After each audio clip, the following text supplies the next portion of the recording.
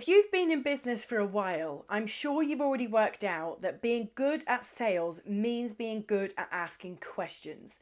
And you've probably already worked out that big open questions get you a detailed answer and allow you to learn about your client. And I'm an absolute advocate of open questions. So I like to make questions like really big, not just the typical who, what, which, why, how, where, when questions. But questions like tell me all about this. Describe to me what your ideal solution looks like. Tell me all about what kind of supplier you work best with. Tell me about the kind of relationship you would like us to have when we work together. So those really big questions that usually start with something like tell me, describe to me, or explain to me. So those questions are really great as a way to get knowledge and to learn from your customer so that you can tailor your proposal or your recommendation to exactly what they need. So every sales meeting, whether it's virtual or whether it's face-to-face, absolutely must have a really good amount of open questions. But there is one question that is a closed question that is guaranteed to always get a positive response. And I'm going to tell you what that is, because when you start to ask this question, it's going to make a difference to your sales meetings. It's going to allow your learning from your customer to go just that little bit deeper, and it's going to encourage your customer to share a little bit more with you. It will also demonstrate to your customer that you've been listening to them. Because it's no good being really good at asking questions if you're then not very good at listening. And so you need to demonstrate listening. Active listening, there's a number of things that you can do to demonstrate active listening.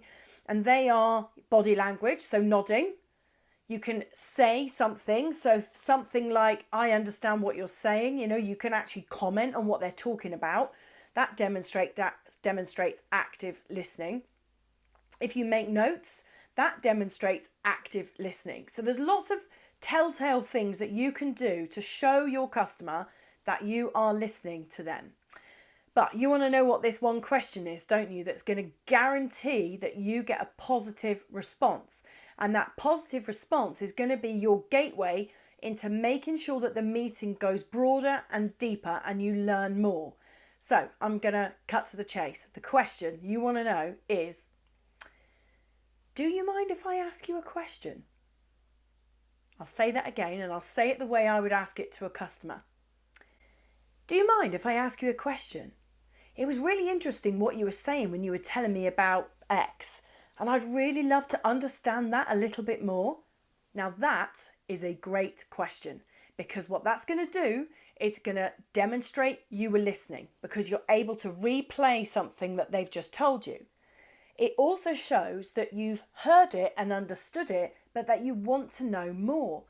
And in wanting to know more, you get your customer talking more to you so that you can learn more. And the things that you learn are what's going to help you to build a really great solution, a really great recommendation, and more importantly, a recommendation that's going to turn that client into a paying client.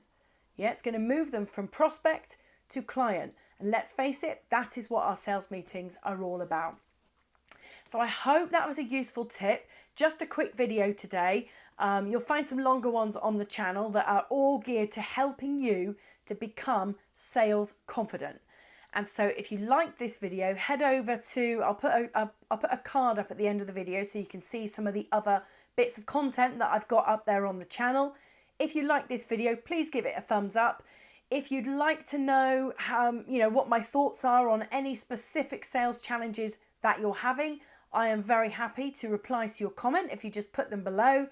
And also, if you want to ask me a question privately and you don't want to sort of showcase that to everybody on YouTube, then you'll find my email address down there as well, and you can get in touch that way. So I look forward to getting to know you. Hopefully you've subscribed to the channel. If you haven't done that before, you can do it now. That's okay. Just hit the little bell, hit the subscribe button, and I'll see you at a future video. Thank you.